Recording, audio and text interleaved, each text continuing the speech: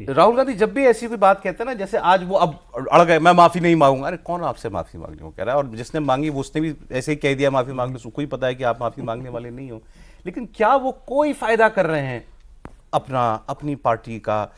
भाई इससे आपका जो कट्टर समर्थक होगा, चलो ठीक है, वो तो आपके साथ वैसे ही है, मोदी को गाली दे करके और थोड़ा पक्का हो जाएगा। मोदी का समर्थक भी तो पक्का हो रहा है और जो दो एक इधर उधर आपके पास आ भी जाता, मुझे तो नहीं लगता कि इस प्रकार के बयान से वो आपके बारे में कुछ भला सोचेगा। आपको क्या लगता है? मैं सौरभ भाई, पहले तो आपको इस शो के लिए मैं बधाई दूंगा। और इस शो में बैठता हूँ थोड़ा सा नर्वस हो जाता हूँ, क्योंकि मेरे थोड़ा अलग तरह के डिबेट का एक मेरा टेम्परामेंट होता है और यहाँ पे बड़ा नफासत से और बड़ा सलीके से यहाँ पे होता है मामला। तो मुझे लगता है मैं कैसा बोलूं, आदत छुट्टी हुई आपकी। हमारी आदत उधर की ताबड़तोड़ वाली है असल में। तो बहरहाल थोड़ा आपके शो के अंदाज और लहजे में और नफासत को कायम रखते हुए मैं अपनी बात बोलूँगा। मुझे लगता है जैसे ये मणिशंकर अय्यर जी हैं, राशिद अल्वी जी हैं और दिग्विजय सिंह जी हैं, एक समय मुझे ऐसा लगता था कि नरेंद्र मोदी जी शायद इनको कुछ पैसे देते हैं कि भाई आप ऐसे ऐसे स्टेटमेंट दो।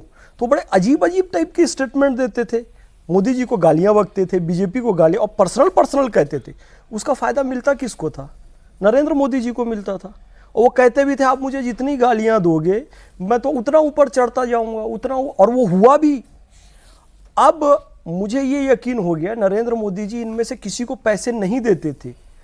उन्हीं मणिशंकर अय्यर, राशिद अल्वी की कैटेगरी में राहुल गांधी सेम स्टेटमेंट दे रहे। मुझे नहीं लगता कि राहुल गांधी को बीजेपी या मोदी जी पैसे देते होंगे ऐसे मूर्खतापूर्ण बयान के लिए।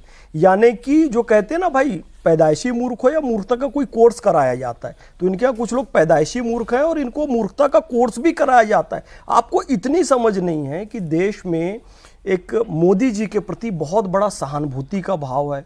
एक हिंदुत्व के लीडर के रूप में भी कई लोग पहचानते हैं, एक भारतीय सांस्कृतिक अग्रदूत के रूप में भी लोग उनको पहचानते हैं। कुछ लोग कहते हैं मोदी ईश दूत हैं, मोदी अवतार हैं, यहां तक लोग उनके, और सीरियसली कहते हैं, मतलब मजाक में नहीं कहते हैं। तो आपको इतना समझना चाहिए कि आपके इन अनर्गल प्रलापों से मोदी जी को ही लाभ मिलेगा, भारतीय जनता पार्टी को। तो आप बिना पैसे के एजेंट बने हुए बीजेपी। उनको लगता है मुसलमान खुश हो जाते होंगे। हम तो मुसलमान हैं, हम तो खुश नहीं होते। आप सरकारी मुसलमान हम सरकारी मुसलमान हैं, संघी हैं, मुनाफिक हैं, काफिर हैं, जो भी हैं।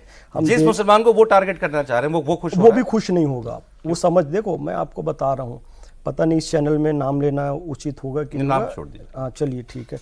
एक पत्रकार हैं, बंगाल को लेकर वो एनालिसिस कर रही थी कि सारे मुसलमान ममता बनर्जी को वोट दे दें और कुछ दीगर लोग थोड़े बहुत भी दे दें तो ममता बनर्जी की सरकार बन जाएगी। यानी मेन तो मुसलमान है इनके लिए। अभी मौलाना सज्जाद नोमानी का एक स्टेटमेंट मैं देख रहा था, जो लिंगायत हिंदू नहीं है, बौद्ध हिंदू नहीं है, जैन हिंदू नहीं है, आदिवासी हिंदू नहीं है, सिख हिंदू नहीं है, तो इनमें फ्रिक्शन डालकर मुसलमानों को चाहिए कि इनको अपने अंदर ले। यहाँ भी सेंटर में मुसलमान है, बंगाल में भी सेंटर में मुसलमान है।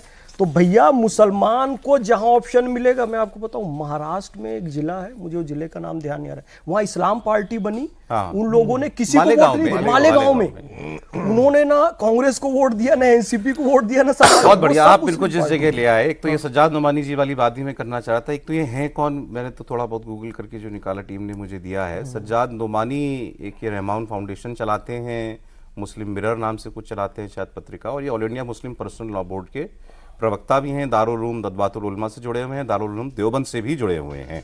ठीक है, मतलब जुड़े तो बड़ी बड़ी बॉडीज से हुए हैं ये।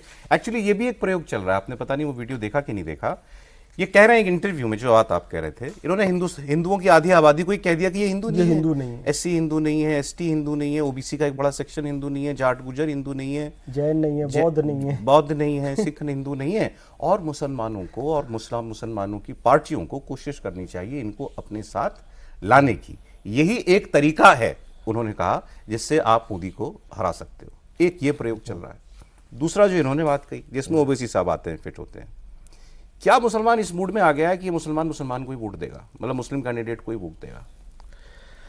देखिए सौरभ भाई, ऐसा तो नहीं है कि मुसलमान को वोट देगा।